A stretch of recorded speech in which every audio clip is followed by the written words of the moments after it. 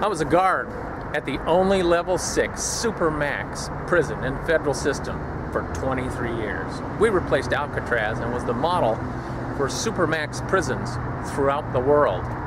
In the U.S. Army, you could trust your fellow soldier with your life, and I did for 16 years. But in the Bureau of Prisons, the trust was not so absolute. Just like in the Mafia, we had our rats too. Most of the time, I trusted my fellow prison guards to help me. When I needed them, in all my years, I only saw one total coward. She was a new female guard who had no business working in any prison, much less in a maximum security one. She stood in the middle of a very dangerous fight between staff and some extremely dangerous inmates with her arms folded, scared to even move. I made sure my fellow staff was aware of the coward in our midst, and she quit soon after.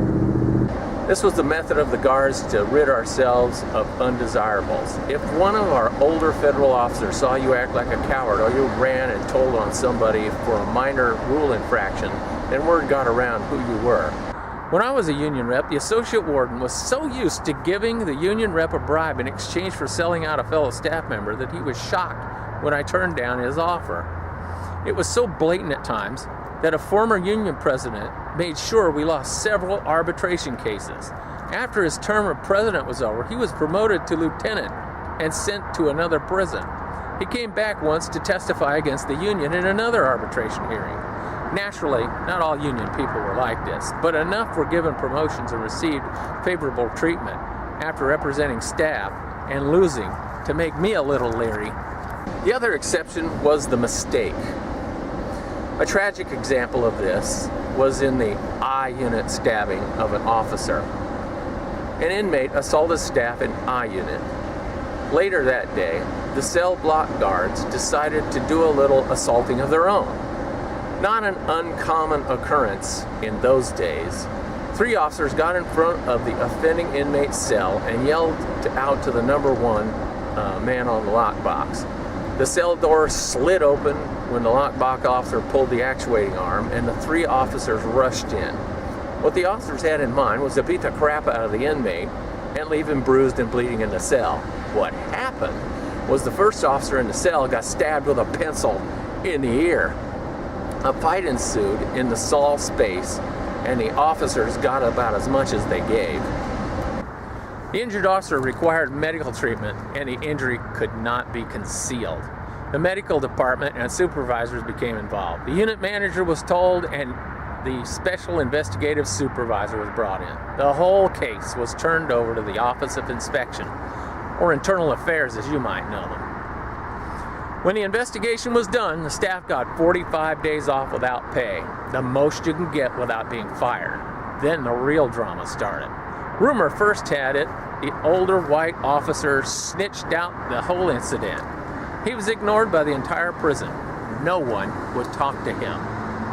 I'm ashamed to admit that I was one who would not talk to him as well. Somebody went to the officer's house and painted the word rat in big letters on the side of his house.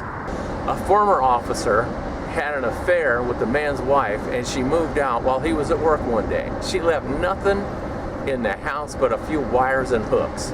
She even took the light bulbs. Next, the rumor mill said the guy who had rat painted on his house was not the snitch. Now it was a Hispanic officer. The same routine started with him. Nobody had talked to him. This time a lawsuit was threatened for a hostile work environment. I think he had a good chance of winning since most of us were white and he was not. What the administration did was to make the Hispanic officer a phone monitor in the Office of the Special Investigative Supervisor. He did quite well there.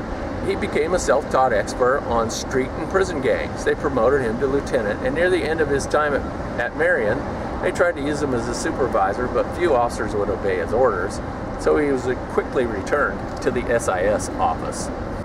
My point is that most guards are brave and trustworthy, but there was a small, very destructive minority that, due to being a coward or too ambitious, would be untrustworthy. I even have some sympathy for the cowards. Not everybody is cut out to work in a maximum security prison, but I hope there's a realization for the overly ambitious people that promotions they got by stepping on the faces of their fellow staff is not worth it. At least one of this group said in my hearing that the pension was a pittance and not worth it. I agree, it is a pittance, but it meets my frugal needs. Wanting more than you deserve was the motivation for acting without honor. Then in my opinion, they may have not gotten what they want, but they have gotten more than the dishonorable bastards deserve. Now if you like this video, hit the like button right down there, will you? And, subscribe too, please.